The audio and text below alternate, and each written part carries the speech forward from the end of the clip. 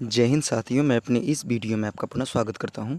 दोस्तों, आज हम लोग बात करेंगे दो सदिशों का अदिश गुणन।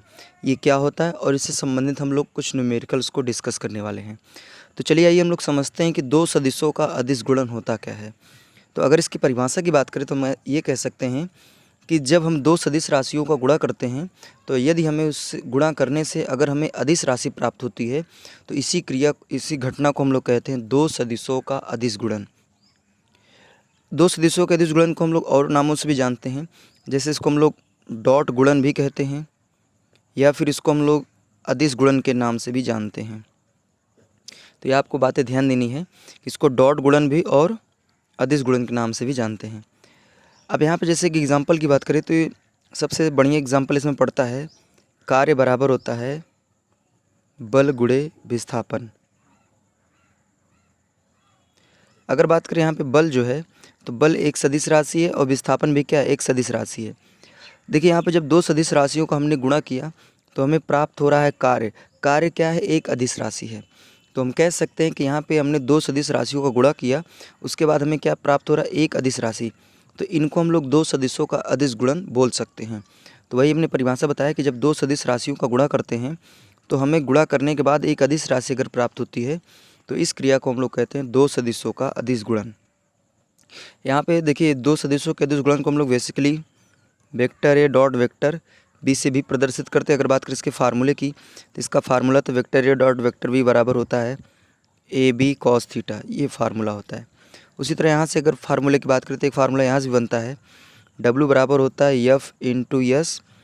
ये दोनों सदिश राशि हैं तो आपको पता है, अगर हम देखिए इन यहाँ पे इंटू डॉट रहेगा, अगर इसकी तुलना हम इससे करेंगे तो यहाँ इसकी जगह मैं लिख सकता हूँ डब्ल्यू बराबर एफ एस कॉस थीटा। ठीक है, देखिए यहाँ पे बल और ये विस्थापन दोनों सदिश हैं तो इनकी तुलना हम इनसे कर लेंगे तो इनकी जगह इसके लिए हम यहाँ पे ट्रांसफ़र करके लिख सकते हैं।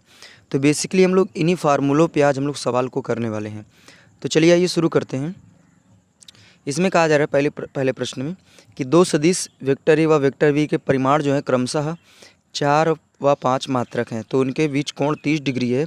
तो vector A dot vector B बताना है। तो सुनिए यहाँ पे जैसे ये vector A dot vector B बराबर ए बी कॉस थीटा है ना, तो यहाँ पे जो ए और बी है इन सदिशों के परिमाण दिए हैं और थीटा का मतलब ये कि दोनों सदिशों के बीच कितना डिग्री का कोण बन रहा है उसका बेसिकली ये मान दिया हुआ है। तो सवाल में यहाँ पे जो परिमाण अर्थात ए का मान जो दिया है वो 5 दिया हुआ है और बी का मान जो दिया वो 4 दिया है, और यहाँ बात करें थीटा का मान तो थीटा का मान 30 डिग्री दिया हुआ है। तो चलिए फार्मूले पर रखते हैं। तो यहाँ जाएगा vector A dot vector B बराबर ए बी कॉस थीटा। ठीक है, तो यहाँ से अपने को vector A dot vector B ही बताना है। तो यहाँ ए का मान दिया हुआ है 5 और बी का मान दिया हुआ 4, कॉस थीटा का मान दिया हुआ 30 डिग्री। अब आगे बढ़ेंगे तो यहाँ जाकर 4 पंजे 20, यानी vector A dot vector B बराबर 20।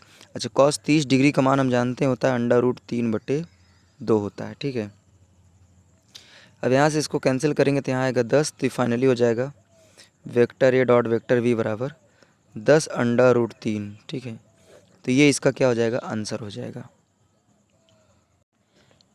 चलिए अब हम लोग दूसरे प्रश्न की ओर चलते हैं। इसमें कहा जा रहा है वेक्टर ए बराबर इतना है और वेक्टर बी बराबर, यानी देखिए वेक्टर ए बराबर 6i कैप माइनस 8j तथा वेक्टर बी बराबर 3i कैप है, जहां i कैप जो है x अक्ष की दिशा में एकांक सदिश है तथा j कैप जो है y अक्ष की दिशा में एकांक सदिश है। तो अपने को कहा जा रहा है वेक्टर ए तथा वेक्टर बी का अदिश गुणन लिखिए, अर्थात अपने को vector A dot vector B का क्या करना है, मान बताना है। तो यहाँ पे दिया हुआ है वेक्टर ए की जगह पे ये दिया हुआ 6i cap minus 8j cap, उसके बाद वेक्टर v का मान जो दिया हुआ है वो दिया हुआ है 3i कैप। तो चलिए इनका मल्टीप्लाई करते हैं। तो इसको मल्टीप्लाई होता कैसे है, तो vector A dot vector v का जो मान होता है, यहाँ पे a का मान दिया हुआ है 6i cap minus 8j cap. ठीक है, फिर डॉट लगाना है और यहाँ पे b का मान जो दिया हुआ है 3i कैप। तो यहाँ पे देखिए इससे जब मल्टीप्लाई करते हैं तो हमेशा i के साथ गुणा होता है, j के साथ होता है, k के साथ होता है। तो यहाँ पे हालांकि तो यहाँ पे अगर हम क्या करेंगे, अगर i का सिर्फ इसमें i का ही गुणा होगा, बाकी j में तो होगा नहीं। तो 3i का गुणा हम 6i में करेंगे तो यहाँ हो जाएगा 6i डॉट 3i, तो इसका मल्टीप्लाई करेंगे हो जाएगा ये 18 और आई कैप डॉट आई कैप, और आपको पता होना चाहिए आई कैप डॉट आई कैप बराबर होता है जे कैप बराबर होता है के कैप डॉट के कैप। इन सभी लोग का मान 1 होता है। तो यहाँ पे आई कैप डॉट आई कैप का मान 1 हो जाएगा, तो यहाँ हो जाएगा फाइनली 18 गुणे 1, तो मान जो आ जाएगा वो हो जाएगा 18। चलिए भाई आइए हम लोग तीसरे प्रश्न की ओर चलते हैं। इसमें कहा जा रहा है कि 10 न्यूटन का एक बल किसी वस्तु को बल की दिशा में ही 2 मीटर विस्थापित करता है, तो किए गए कार्य की गणना कीजिए। तो यहाँ पे हम जानते हैं जो यफ का मान दिया हुआ है वो दिया हुआ 10 न्यूटन, और यस का मान जो दिया हुआ है वो दिया है 2 मीटर। तो अपने को क्या करना है, डब्लू का मान बताना है। तो हम जानते हैं फार्मूला होता है डब्लू बराबर vector F into dot vector yes. तो वेक्टर एफ का मान दिया हुआ 10 और यस का मान दिया हुआ 2, तो मल्टीप्लाई करेंगे तो 10 दूनी 20, ये हो जाएगा फाइनली 20 जूल। ठीक है, अब आइए हम लोग लास्ट प्रश्न की ओर चलते हैं। इसमें कहा जा रहा है कि 50 न्यूटन के एक बल द्वारा किसी वस्तु को या पिंड को 5 मीटर विस्थापित करने पर 120 जूल कार्य करना पड़ता है। तो बल तथा विस्थापन की दिशाओं के बीच बने कोण की गणना करना है। तो हम जानते हैं वेक्टर डब्लू बराबर होता है एफ यस कॉस थीटा। तो फाइनली फार्मूला यही लगने वाला है। तो अगर यहाँ से हम कॉस थीटा बराबर लिखें तो एफ यस जो है नीचे आ जाएगा, डब्लू बटे हो जाएगा एफ इंटू यस। तो ये डब्लू का मान दिया हुआ 125 जूल बटे एफ का मान दिया हुआ है 50 गुणे यस का मान दिया हुआ है 5। तो यहाँ हो जाएगा कॉस थीटा बराबर 125 बटे यहाँ हो जाएगा 50 पंजे 250 हो जाएगा।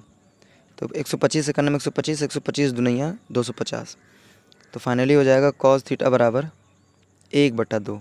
अब हमको पता है कि कॉस थीटा यानी कॉस में 1/2 जो जो मान होता है वो 60 डिग्री का होता है। तो यहाँ से जाएगा कॉस थीटा बराबर कॉस 60 डिग्री। तो कॉस से कॉस कैंसिल हो जाएगा, तो फाइनली यहाँ पे थीटा का जो मान आएगा वो हो जाएगा 60 डिग्री। तो ये आपका फाइनली आंसर हो गया। तो उम्मीद करूँगा दोस्तों ये सारे प्रश्न आपको समझ में आए होंगे। दोस्तों आप हमको इंस्टाग्राम और फेसबुक में भी फॉलो कर सकते हैं। लिंक जो है हमने डिस्क्रिप्शन बॉक्स में दे रखा है, वहाँ पे जाके फॉलो कर सकते हैं। तो दोस्तों अब दीजिए इजाज़त, इसी तरह मिलेंगे हम लोग अगली वीडियो में। तब तक के लिए जय हिंद, वंदे मातरम।